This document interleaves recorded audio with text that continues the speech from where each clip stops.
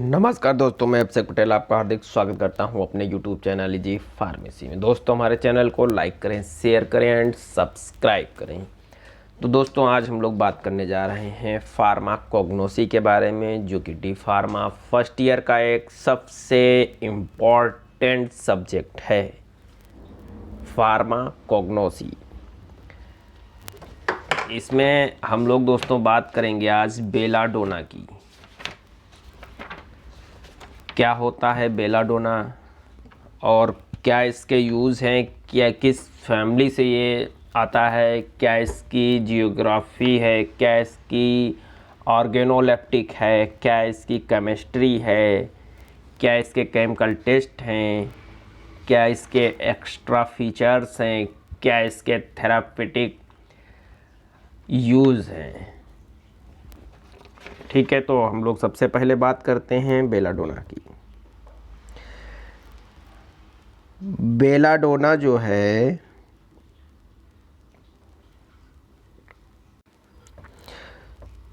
तो हम लोग बात करेंगे बेलाडोना। बेलाडोना एक 12मासी शाकाहारी पौधा है, ठीक है, जिसे घातक नाइटशेड के रूप में भी जाना जाता है। ठीक है, नाइटशेड के रूप में जाना जाता है। पत्ते या बेरी में ट्रोपेन एल्कलाइड होता है और बहुत जहरीले होते हैं। बेलाडोना जो है, जो इसमें पत्ते में ट्रोपेन एल्कलाइड होता है, ये बहुत जहरीला होता है। ठीक है, जो इसके सिनोनिम हैं, जिस और नाम से बेलाडोना जाना जाता है, मैं उसकी बात करता हूँ। क्या है कि एक नाम से जाना जाता है विसैला काला बेरी, ठीक, बेलाडोना पत्तियाँ, बेलाडोना फोलियम या घातक नाइटशेड पत्ती, इतने नामों से ये जो है जाना जाता है। फिर इसकी बात करते हैं बायोलॉजिकल सोर्स की, कैसे हमको बेलाडोना प्राप्त होता है। सबसे पहले हम बात करते हैं बेलाडोना अट्रोपा बेलाडोना के सूखे पत्ते और फूल वाले सबसे ऊपर होते हैं। ठीक है, ये अट्रोपा बेलाडोना के सूखे पत्ते से प्राप्त होता है और इसमें हायोशयामस के रूप में गणना की गई कुल एल्कलाइड का 0.30% या अधिक होना चाहिए।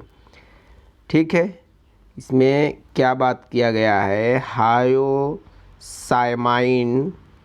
हायोसाइमाइन के रूप में जो है ये 0.30% होना चाहिए।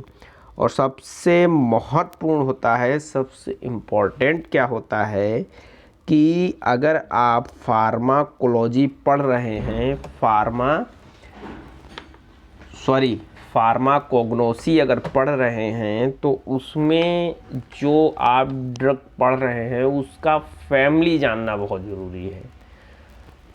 सबसे महत्वपूर्ण, सबसे इम्पोर्टेंट होता है। अगर एग्ज़ाम में आपके फैमिली आप लिखते हैं तो एग्जामिनर ये समझता है कि इसको बेलाडोना के बारे में नॉलेज है, इसको पता है स्टूडेंट को क्या है बेलाडोना। तो सोलानेसी फैमिली, ये सोलानेसी फैमिली से बिलोंग करता है पौधा। ठीक है, अब हम बात करते हैं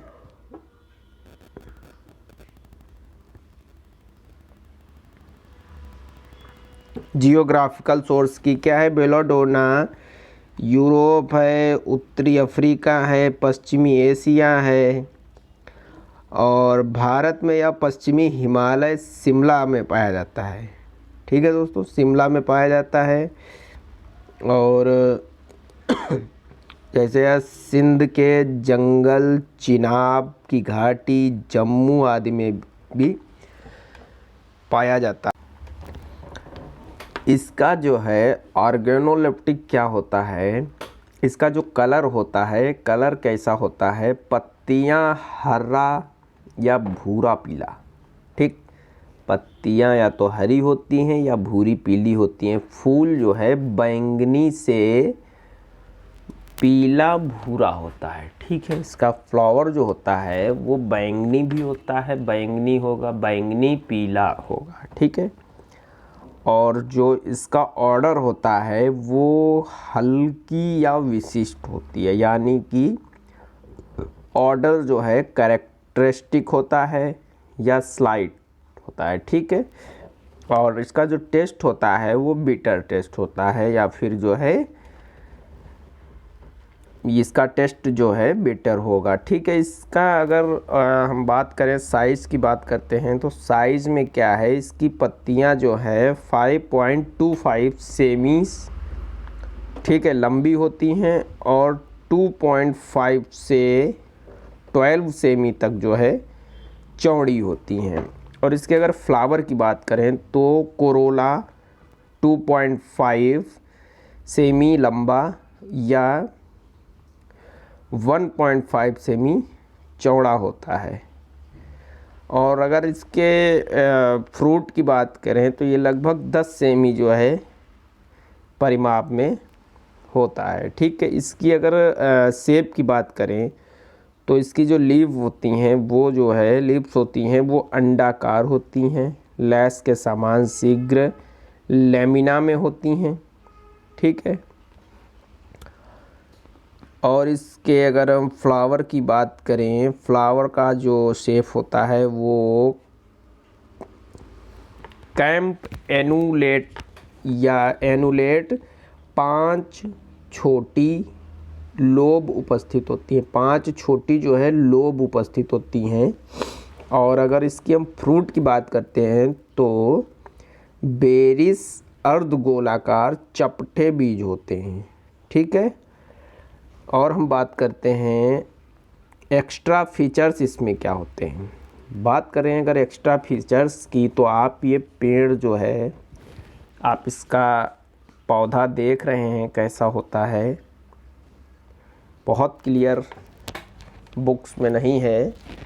अगर आप थोड़ा सा नेट पे अगर सर्च करेंगे बेलाडोना प्लांट, तो आपको जो है बेलाडोना प्लांट बहुत डीपली में बता देगा कि किस तरह से होता है, और आपको वहाँ पे ये भी बताएगा कि कहाँ पाया जाता है, मतलब आपको कलर्ड में कैसा दिखेगा। और ज़्यादातर आपने कहाँ देखा होगा इसको, ये भी आपको नेट में पता चलेगा, ठीक है। पूरा पौधा झुर्रीदार और मोड़ा हुआ दिखता है, ठीक है। गिरने वाले फूल कई जोड़े पत्तियों के साथ मौजूद होते हैं, ठीक। फूलों में 5 पुंकेसर होते हैं, फूलों में 5 पुंकेसर होते हैं, जिसे ऐसे से होता है, आप देखे होंगे फूल, तो उसमें ऐसे ऐसे बीच में रहता है। फूलों में 5 पुंकेसर होते हैं, ठीक है। और एक बेहतर विलोक्युलर अंडाशय होता है, ठीक है, जिसमें कई बीज उपस्थित होते हैं, उसमें कई सारे बीज होते हैं। अब हम बात करते हैं रासायनिक घटक की। इसमें केमिकल कॉन्स्टिट्यूएंट क्या क्या होते हैं इसकी हम बात करते हैं। लगभग जो है अराउंड 0.3 से 0.60% एल्कलाइड को एट्रोपा बेलाडोना से निकाला जाता है, ठीक है। एल्कलाइड को ये 0.3 से 0.60% एल्कलाइड को एट्रोपा बेलाडोना से निकाला जाता है, जिसमें हायोसाइमाइन मुख्य घटक होता है, ठीक है, जिसमें हायोसाइमाइन मुख्य घटक होता है।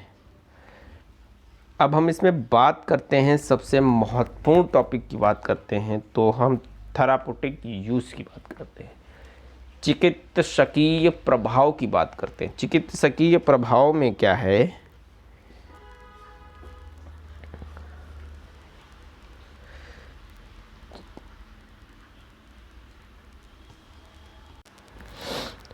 चिकित्सकीय प्रभाव की अगर हम बात करें तो इसमें एंटीकोलिनर्जिक और पैरासिम्पैथेटिक गुण होते हैं। एंटीकोलिनर्जिक और पैरासिम्पैथेटिक गुण होते हैं।